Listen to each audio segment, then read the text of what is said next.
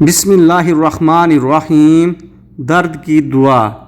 حضرت ابو عبداللہ عثمان بن ابی العاص رضی اللہ عنہ سے روایت ہے کہ انہوں نے نبی کریم صلی اللہ علیہ وآلہ وسلم کو اپنے اس درد کی بابت بتلایا جو وہ اپنے جسم میں محسوس کر رہے تھے، تو رسول اللہ صلی اللہ علیہ وآلہ وسلم نے انہیں فرمایا، اپنا ہاتھ جسم کے اس حصے پر رکھو جو درد کرتا ہے، اور 3 مرتبہ بسم اللہ اور 7 مرتبہ اعوذ باللہ وقدراتہ من شر ما اجد و احاذر، یعنی میں اللہ کی پناہ اور اس کی قدرت میں آتا ہوں اس برائی سے جو میں پاتا ہوں اور جس سے ڈرتا ہوں۔